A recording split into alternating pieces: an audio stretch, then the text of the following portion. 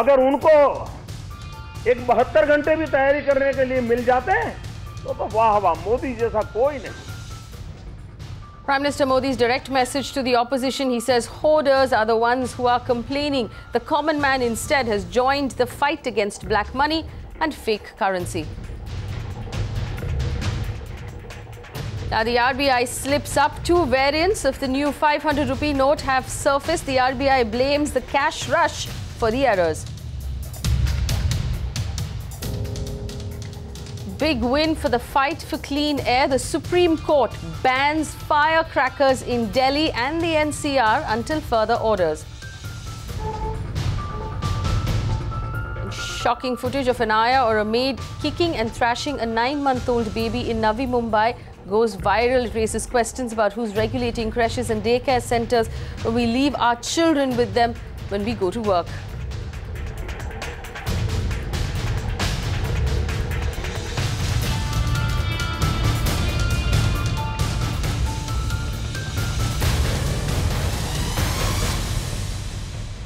This is the Urban Debate 360. I'm Faye D'Souza. Going straight to our top story. The Prime Minister on Friday lashed out at the opposition and all those who've been criticising the demonetisation move.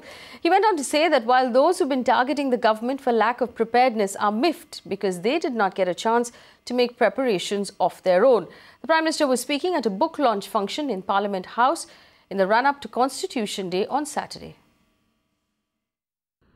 इन दिनों भ्रष्टाचार, काला धन, उसके खिलाफ एक बहुत बड़ी लड़ाई देश लड़ रहा है। देश का सामान्य नागरिक इस लड़ाई का सिपाही बना है। उसको लगता है कि 70 साल तक इसी कानून नियमों का दुरुपयोग करने वालों ने देश को भ्रष्टाचार में डुबो दिया। संविधान कानून का दुरुपयोग करके किया है। इस सरकार के इस निर्णय के संबंध में बहुत कम आलोचना हो रही है, लेकिन कुछ लोगों की आलोचना क्या है? आलोचना ये है कि सरकार ने पूरी तैयारी नहीं की। After the government stopped the over-the-counter exchange of defunct notes at all banks and post offices except the RBI on Thursday, long queues of people seen at the RBI offices across various cities. People were allowed to exchange defunct notes only at RBI offices until the 30th of December. Panicked people also rushed to withdraw money from ATMs, resulting in long queues at many ATMs as well. बस हमारा तो ये कहना है कि 15-20 दिन का और टाइम दे देते तो बढ़िया रहता। जो हमारे जैसा गरीब आदमी वो तो पहुंच नहीं पाता ना बैंक तक। जो गांव में रहते लोग उनके तो बैंक बहुत दूर जाना पड़ता है ना। मेरा तो ये कहना है कि जैसे अभी 500 के लिए एक्सटेंशन टाइम दिया गया है, वैसे 1000 के नोट के लिए भी टाइम दे सकते थे। कोई ऐसी बहुत बड़ी बात नहीं थी और किसी आदमी को कोई मोहलत नहीं मिली। अचानक रुपए बंद कर दिए गए क्योंकि अभी भी ये सब लोगों के नोट पूरे नहीं हो पाए हैं और बहुत लंबी लंबी लाइन लग रही है। 1000 के नोट और 500 के नहीं एक्सचेंज किए जाएंगे तो हमें नुकसान है और इस चीज को नोटबंदी से पहले सरकार को सोचनी चाहिए थी कि अगर नोटबंदी होनी है तो सारे अरेंजमेंट हो जाने चाहिए थे। पैसे पहले प्रिंट हो जाने थे और बैंक में डिस्ट्रीब्यूशन हो जाने थे, उसके बाद नोटबंदी करके फिर एक्सचेंज इजीली कर सकते थे। Also, just 2 weeks into circulation and 2 different variants of the new 500 rupee notes have surfaced in the market. The two notes vary from each other in colour, border size and design. The difference has caused panic and confusion among many citizens. Meanwhile, the RBI has accepted that it made a mistake in the printing process and has said it happened due to the current rush to take out notes. However, experts believe that the difference in the variants of the notes could also help counterfeiting those notes, which was one of the top objectives of demonetisation. In the meantime, in Parliament, both houses saw another round of protests as the opposition created a ruckus over the Prime Minister Modi's statement on the opposition. They attacked the Prime Minister for accusing the opposition of hoarding black money. The government, however, rejected the demand. Following the uproar, both houses were adjourned again. We have always maintained that on an issue of this importance, whose impact has created such widespread suffering and dislocation, for the Prime Minister to deliberately ignore Parliament or make it a prestige point not to attend Parliament is a violation of the best practices of any true parliamentary democracy. It is for the Prime Minister to introspect. It is for the BJP to think, are they doing the right thing? When the entire combined opposition asks for the Prime Minister's presence, I think the Prime Minister should speak and listen in Parliament rather than deliberately ignore it. PM made this speech on the occasion of the celebrations of Constitution. But it shows PM is also desperate and disturbed at his own decision, which has put the entire country into turmoil, and it has subjected common people in hardships. Now PM is trying to blame the entire opposition. PM could come to House and speak. Why he is avoiding speaking in Parliament and speaking outside Parliament in different functions? PM should explain. And the way PM made the charges against opposition or those who question the decision of government, it is unfair and unreasonable. Note ठिकाने लगाने का मौका नहीं मिला, इसलिए उनकी आलोचना की जा रही है। इस बारे में मैं माननीय प्रधानमंत्री जी को कहना चाहती हूँ कि 16 तारीख से पार्लियामेंट का सत्र चल रहा है और नोटबंदी को लेकर अपने विरोधियों पर हमला बोलते हुए जो कुछ भी उन्होंने कल संसद के बाहर बोला अपने किसी एक कार्यक्रम में, तो मैं ये समझती हूँ कि यदि प्रधानमंत्री जी सही मायने में ईमानदार है और इसके पीछे उनका कोई अपना राजनीतिक स्वार्थ नहीं है, तो फिर यही बात इनको संसद के अंदर बोलने में दिक्कत क्यों जा रही है? इसका मतलब जरूर कुछ गड़बड़ है। ये बात ये संसद के अंदर भी बोल सकते हैं जो ये बाहर कह रहे हैं। उनको 10 महीने का भी खुलासा करना चाहिए कि 10 महीने में तो किस किस पार्टी का कितना पैसा जमा हुआ है और किन लोगों का कितना जमा हुआ है 10 महीने के अंदर, और बड़े बड़े पूंजीपतियों और धन्ना सेठों ने कितना पैसा जमा किया और कितना निकाला, ये भी खुलासा कर देना चाहिए। While the political bickering continues, big thumbs up came in for Modi's demonetization drive from none other than Arvind Panagria, the vice chairman of the Niti Aayog. He says the move was necessary to eradicate black money from the system. He says he expects normalcy to return by the end of this quarter. Listen to this conversation between him and IDFC chairman Rajiv Lal. The Prime Minister had made the promise to go after black money, but really so little has got done. But the truth of the matter is that there is a systematic pattern what the Prime Minister is doing on this, starting from day one when SIT was set up. Before this particular step was taken on demonetization,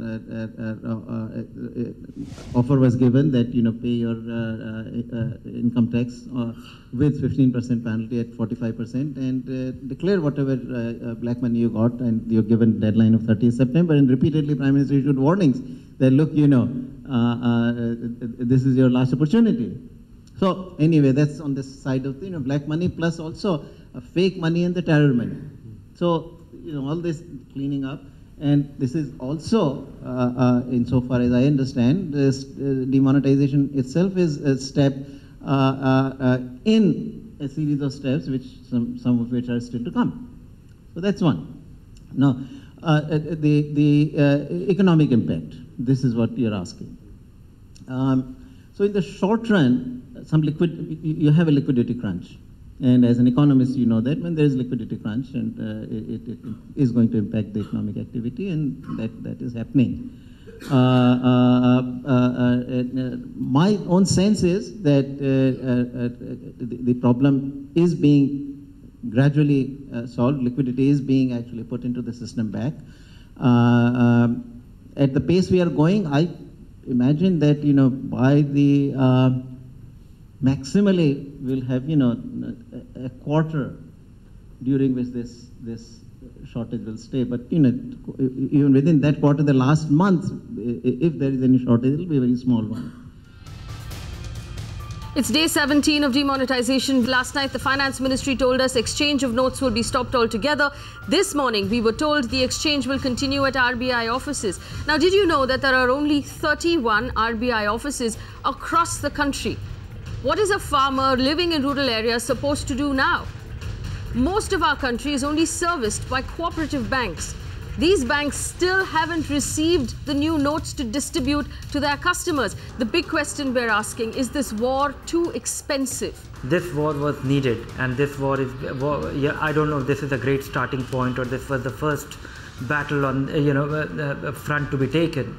But yes, I see that, a lot of people suffering, the misery of people in remote areas, and I have had some first-hand experience which looks very grim.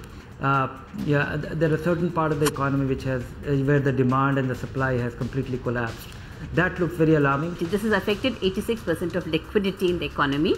So clearly there would be some disruptions, but I would say these are temporary disruptions, and these are some things which we should be prepared for in the bigger war on black money, in the bigger war on funding for terrorism, in the bigger war on fake currency. I used to hear very often, almost in every conversation in England, what was repeated by Dr. Manmohan Singh the other day: in the long run, we are all dead and gone.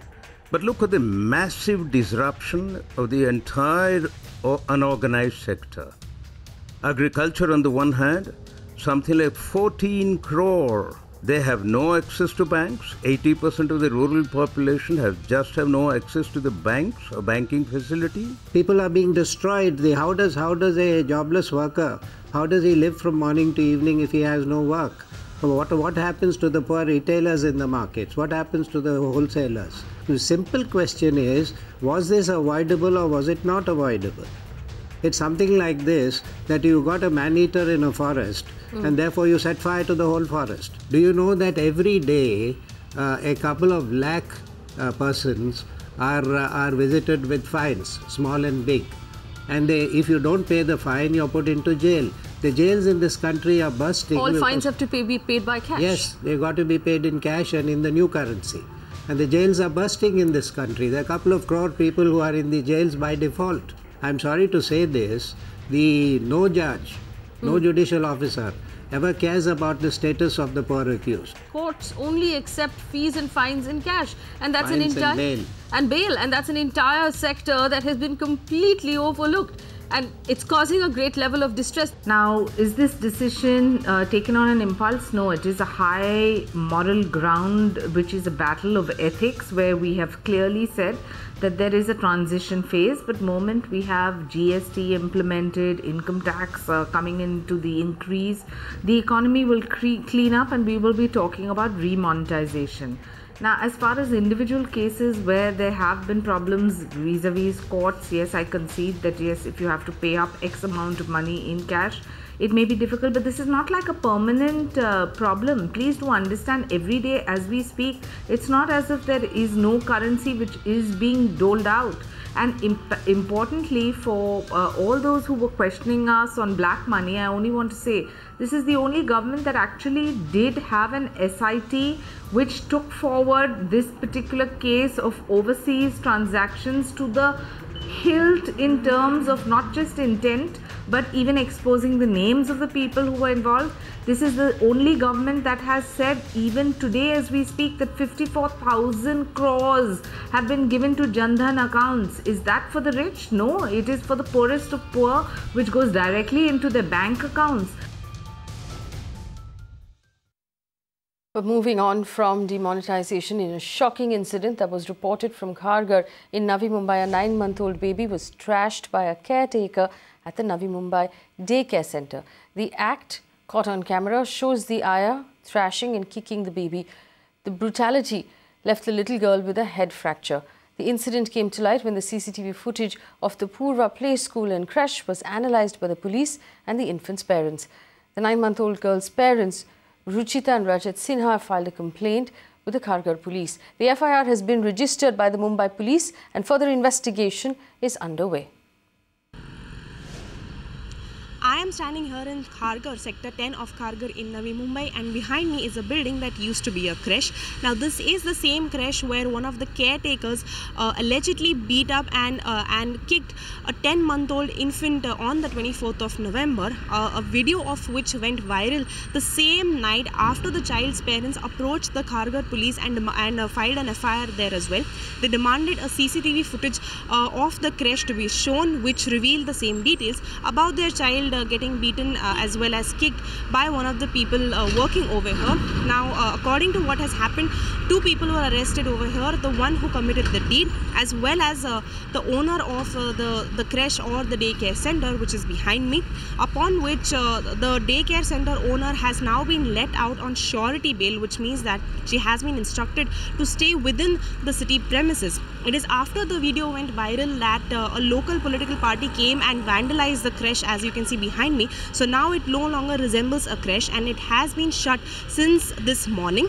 What the police, what Kharghar police, who has been investigating this case, told Magic Bricks now is that even though the owner has been now let out on surety bail, they have appealed to the Panvel court to summon the owner, details of which will be out by tonight, and in case she fails to comply with the court orders, then the court will instruct Kharghar police to go ahead and take further action. Regarding the 10-month-old infant who was allegedly beaten as well as kicked by one of the daycare center workers, she, we learn, is now in Fortis Hospital and is undergoing medical treatment. त्या ठिकाणी जे मारहाण केलेले ते बाळ रडत असताना दिसते आणि त्यानंतर ते शांत व्हावं म्हणून ते मारहाण करताना दिसत आहेत. तर ते सीसीटीव्ही फुटेज सुद्धा आपण जप्त केलेलं आहे आणि इतर अनुषंगिक पुरावा आपण गोळा करत आहोत. ओनर को भी, मुझे मेरी बच्ची के लिए न्याय चाहिए, ओनर को भी सजा होनी चाहिए, क्योंकि मैं ओनर को देख के अपनी बच्ची छोड़ के गई थी, मेड को देख के छोड़ के नहीं गई. मैं मेड को जानती भी नहीं, आज ये मेड है, कल कोई मेड होगी, परसों कोई मेड होगी. और दूसरा, इनके जो जितने भी 2 स्कूल हैं, कामुठे में, एक सेक्टर 10 में, वो बंद होना चाहिए. त्या घटनेचा मी तीव्र निषेध करते. अतिशय निर्घृण आणि अतिशय वेदनादायी ही घटना आहे. मुळामध्ये हे पाळणाघर वैयक्तिक स्वरूपाचं आहे, शासकीय स्वरूपाचं कुठलाही नाही. याची पूर्ण माहिती मी कालच रात्री अधिकाऱ्यांशी बोलले. जशी मला माहिती मिळाली त्यांच्यावर गुन्हासुद्धा दाखल झालेला आहे. त्या पाळणाघराच्या मालकावर आणि त्या दाईवर सुद्धा गुन्हा दाखल झालेला आहे. तिथल्या SP आणि तिथल्या अधिकाऱ्यांशी सुद्धा माझ्या ऑफिसमधनं मी चर्चा केली आणि त्यांच्यावर तात्काळ गुन्हा दाखल करायला सांगितलं. फक्त CCTV फुटेजमुळे रियालिटी बाहेर आली. त्यामुळे आता पाळणाघरांना आणि जिथे जिथे संवेदनशील घटना घडण्याची शक्यता अशा ठिकाणी CCTV कॅमेरे कंपल्सरी करणं आवश्यक आहे. हमें मालूम पड़ा कि जुवेनाइल एक्ट के अंदर कोई भी एक्शन नहीं हुई थी. इसके कारण ही वो जो चलाने वाली जो ये है जो निकम है वो छूट गई. तुरंत हमने पुलिस से ये करके चर्चा करके जुवेनाइल जस्टिस एक्ट 74 से 79 तक के जो सेक्शन है वो उन्हें दर्ज करने को ये किया. उन्होंने तुरंत FIR में वो दाखिल किए हैं. इसमें जो बेल है कम से कम 3 महीने नहीं हो सकती. ये सेक्शन ये कहता है कि किसी के ताबे में कोई भी चाइल्ड हो जिनके नाम पे वो प्रीमाइसेस है, उसे दखलंदाजी देनी चाहिए. ये जो प्ले ग्रुप है उन्होंने किसी से कोई भी परमिशन नहीं ली है. ये जो चला रहे उन्होंने सिर्फ चैरिटी कमिश्नर से उनकी संस्था रजिस्टर की है. Children who are given into the care of people who set up these kind of creches seem to have no rules to follow, and many working parents today depend on these kind of shelters and these kind of creches because both men and mother and father both are working, and these seem to be the only lifeline for them that is left. If so much trust is put, so much confidence is put into these creches and shelters, and yet these people treat children so badly. To have a CCTV shown that the child has been thrown around by the caregiver and the help over there. Who are these people who are running these kind of shelters and creches? Who gives them licenses and permissions? What is the education department doing? Because today education department would have to look at all of these new institutions that keep coming up as a result of new way of life.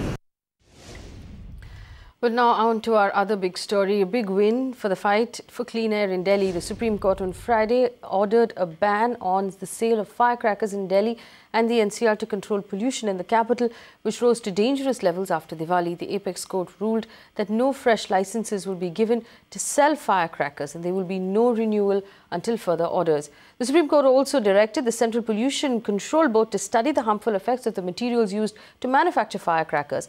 The Supreme Court has asked the CPCB to submit a report on the harmful effects of firecrackers within the next 3 months. Deepa Rana gave us this report. In order to curb the rising air pollution levels in the Delhi NCR region, the Supreme Court has ordered a ban on the sale of firecrackers and also has ordered cancellation of licenses for the firecrackers. This move comes in after environmentalists approached the Supreme Court and asked for its intervention to ban firecrackers. The ban is going to be enforced from today until further orders by the Apex Court. In fact, the Supreme Court has also asked the Central Pollution Control Board to submit a reply on the harmful materials used in the firecrackers in a period of 3 months. Remember that in the month of October and November, Delhi NCR saw the worst smog due to air pollution. The prime reasons contributing to air pollution were burning of the paddy as well as firecrackers. In fact, Delhi was one of the most polluted cities in the world, with the pollution levels rising up to 17 times more than the permissible limit. Even as we speak, on Friday, according to the official data, the air quality currently in Delhi is at 150 mark. On Thursday, it was at 160 mark. Anything above 50 is considered to be harmful. Therefore, environmentalists feel that this move will surely help in curbing down the rising air pollution levels in Delhi.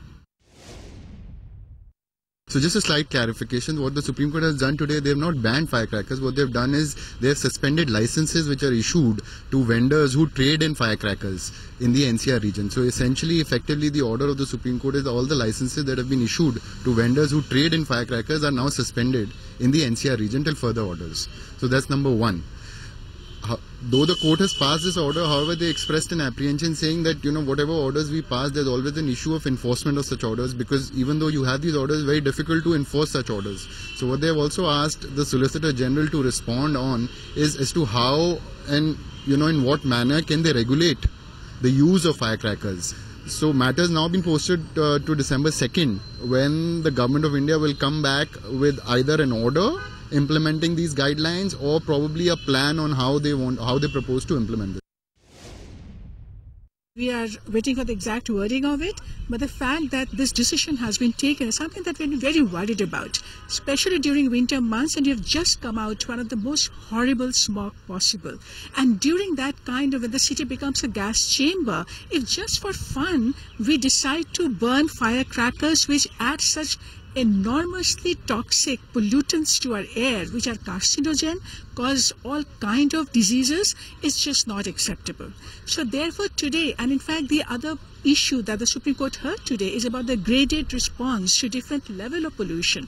And Central Pollution Control Board has actually come up with a very good proposal that what kind of response we should have at different level of pollution.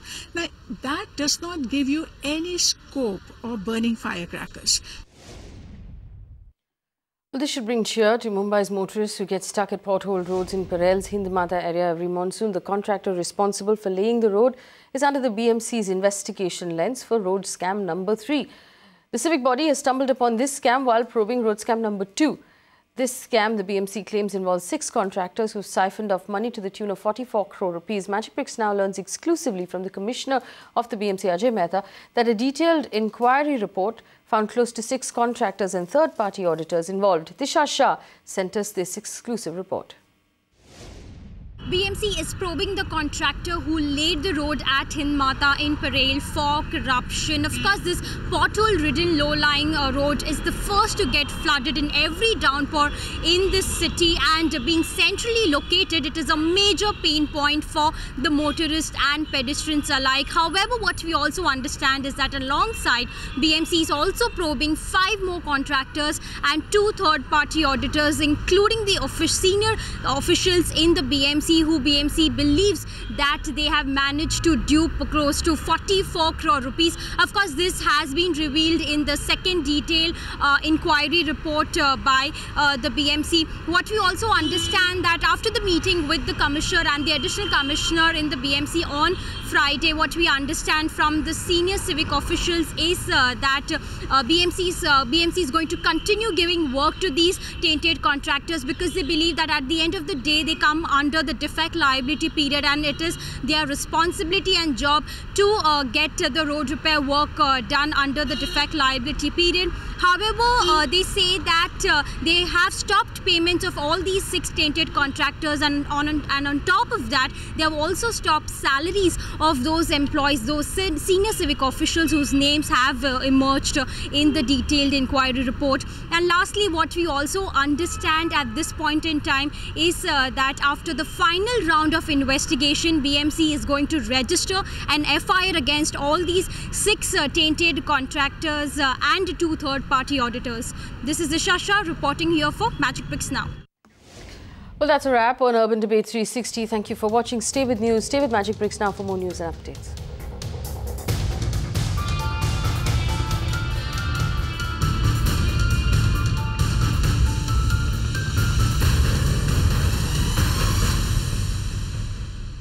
You can watch live TV on our website mpnow.in. Find us on Facebook at facebook.com/magicbricksnow. And don't forget to click the like button. You can also follow us on Twitter at Magic Bricks Now. To stay updated with all our programming, hit the subscribe button on our YouTube channel by logging on to youtube.com/magicbricksnow.